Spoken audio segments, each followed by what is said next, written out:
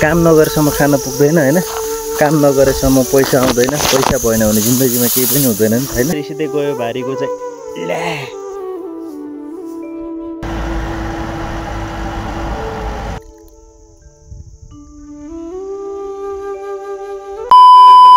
Hello and नमस्ते guys, के छ तपाईहरु? सन्चै आरामै हुनुहुन्छ होला। र आजको डाइरेक्ट भिडियो इन्ट्रो स्टार्ट चाहिँ भारी बोक्नेदेखि सुरु हुँदैछ हैन।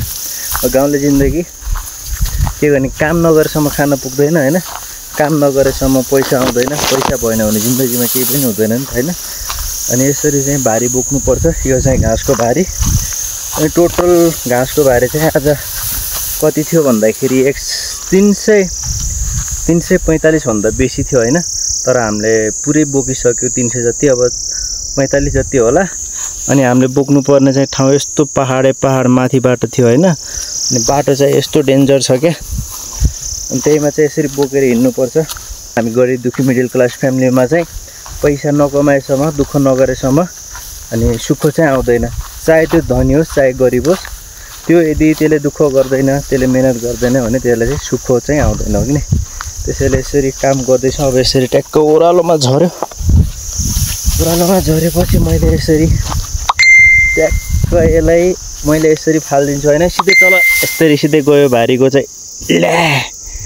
भेनाजु त्यहाँ हुनुहुन्छ, म चाहिँ यहाँ छु। कहाँबाट मेसेज पनि आइरहेछ त। अनि यो हामीलाई चाहिँ सबै घाँस भारी बोकिसक्यौँ। अनि आधा घाँसको भारी 167 मुठा 67 बिन्डा चाहिँ 167वटा भन्दा ज्यादा चाहिँ गाडीमा लोड गरेर हामीले पठाइसक्यौँ। अनि देख्न सक्नुहुन्छ पहाड जताततै डेन्जर पहाड छ। वेदर दामी बबाल छ। अनि यस्तो मौसममा चाहिँ घाम अहिले यस्तो बबाल लागेको छ। अनि यसमा चाहिँ काम गर्दैछौँ होइन, काम नगरेसम्म सुख हुँदैन नि त। अहिले चाहिँ लास्ट गर्मी छ होइन, गर्मी पनि यस्तो गर्मी, त्यहीमा काम गर्दाखेरि यो हालत देख्न सक्नुहुन्छ यस्तो भएको छ। यस्तो बेला चाहिँ चिसो ठन्डा होइन, ड्यू अथवा कोको कोला अथवा पेप्सी भएको थियो कति खान्थ्यो होला। फ्यान्टा त छ तर यो वाइटमा छ, ओरेन्ज कलरमा भन्नुपर्ने वाइटमा छ। केही छैन, यसलाई पनि हानिदिउँ होइन, यसलाई पनि लिइदिउँ। थोरै भए पनि हलुका हुन्छ जिन्दगीमा। पानी हो, पानीभन्दा अरू ठुलो केही पनि छैन। पानी छ त जिन्दगी छ, जिन्दगी छ त पानी छ होइन। देख्न सक्नुहुन्छ यस्तो गर्मी भन्दा यस्तो गर्मी छ। अनि गर्मीमा यसरी काम गर्नु चाहिँ एकदमै गाह्रो छ होइन। तर पनि के गर्ने, बाध्यताले गर्नै पर्छ। नगरेन भने पेट पाल्नै पर्यो, परिवार पाल्नै पर्यो होइन। अहिले त अब बिहे गरेको छैन, अहिले त एक्लो जिन्दगी बिन्दास छ नि त। जब बिहे गर्छ तब अब गाह्रो हुन्छ त होइन। बच्चा बच्ची हुन्छ, फ्यामिली हुन्छ, बुढी हुन्छ, उसलाई पढाउनु पर्यो, लेखाउनु पर्यो, बुढीको सपना पुरा गर्नु पर्यो, गाह्रो छ नि त क्या। त्यही भएर अहिलेदेखि मेहनत गर्न सिकौँ है साथीहरू। देख्न सक्नुहुन्छ बब्बाल वेदर छ। अनि घाँसको बिन्टा चाहिँ त्यहाँ छ, यस्तो त्यहाँ हामीले राखेको छ, हामीले बोकेको चाहिँ यता माथिबाट होइन। गाडी किन यति छेउ चेपेको त हौ यसले त। देख्न सक्नुहुन्छ खुट्टाको हालत। अनि यहाँ यस्तो मुखी काटेको छ, यहाँबाट पनि यसरी काटेको छ। यस्तो छ क्या, देख्दै घिनाको मर्नु के, गोरुको जस्तो छ कि गोरुको जस्तो। अब यति नगर्यो भने फेरि पैसा आउँदैन नि त। पैसा कमाउनलाई मेहनत गर्नलाई त यति हुनै पर्यो नि त होइन।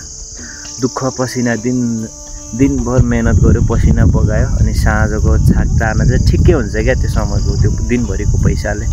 हुने मान्छेहरू यति माथि पुगिसक्या हुन्छ होइन। नहुने मान्छे जति स्ट्रगल गरे पनि त्यो माथि पुग्नु अझै गाह्रो हुन्छ, सक्दैन क्या।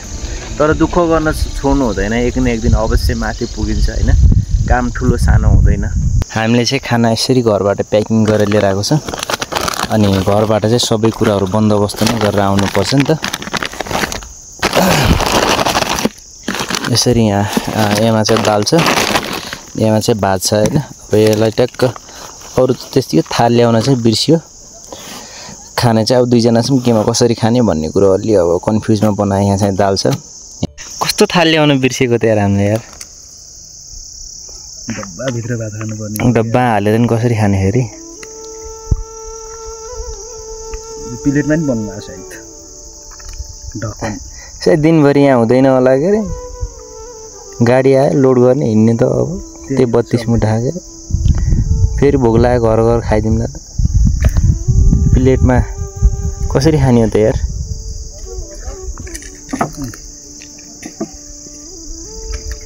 भात ल्याएको छैन केही सोधेन क्या त्यसले त यार।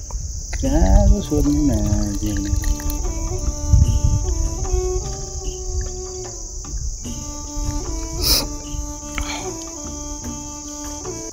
बिहान दाल बेलुका दाल खाँदा पनि यार वाक्कै हुन्न। आजकल त वाक्कै हुन लाग्यो यार।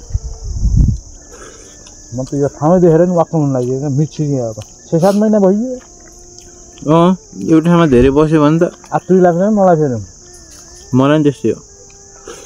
सबै कुराहरूको के अलिक चित्त बुद्ध भयो भने चाहिँ बेला बेला सकिने हुन्छ। 6-7 महिना पनि भइगयो अचल बोल त रिस उठ्न लाग्यो फेरि बिस्तारै अब धेरै छैन 3-4 दिन छ। मलाई थाहा नि पो फुटिदिनु। तपाईँलाई त गाह्रै छ यार दिने यार त्यसले।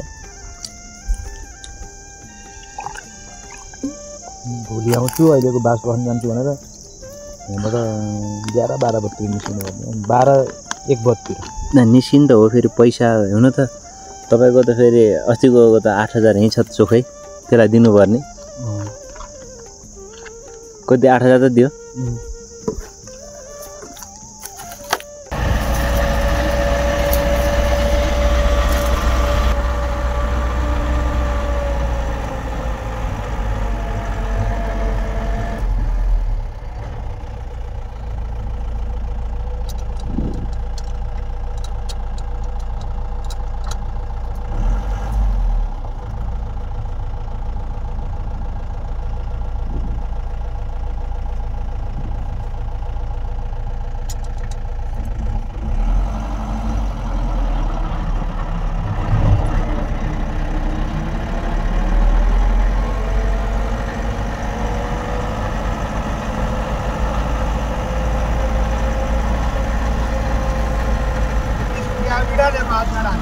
बाद में डाल दे इसको।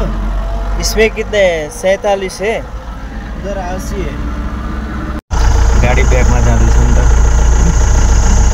मोबाइल के यति टाढा चाहिँ यस्तो पहाडको बाटोमा नि गाडी ब्याग हान्दैछ कि।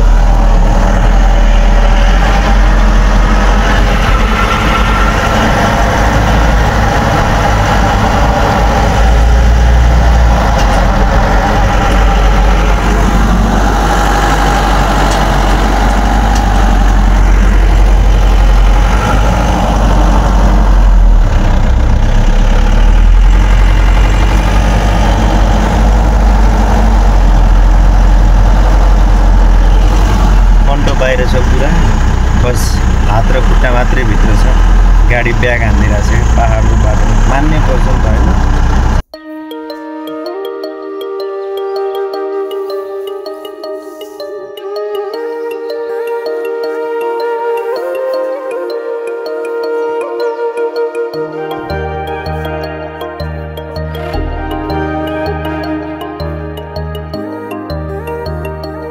सक्यो गाडी लोड गरेर बोकेर पनि गाडी लोड गरेर पनि 400 समथिङ गइगयो।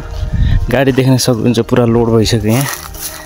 अब यो गाडी लोड गरेर यसरी माथि बाँध्दै हुनुहुन्छ। बाँधिसकेपछि टक्कै हामी उकालोमा हिँड्नेछौँ। आजलाई भिडियो कस्तो लाग्यो यदि मन पर्यो भने च्यानल सब्सक्राइब गर्नु होला, साथमा रहेको बेल आइकन बटनलाई पनि दबाउनु नबिर्सिनु होला। फेरि पनि नयाँ भिडियोमा भेट्नेछौँ साथीहरू। ओके, अब हामी चाहिँ यहाँ तल्लोबाट जान्छौँ। गाडी यसरी लोड भइसकेको छ, सास फेर्नु पनि गाह्रो भयो अहिले त।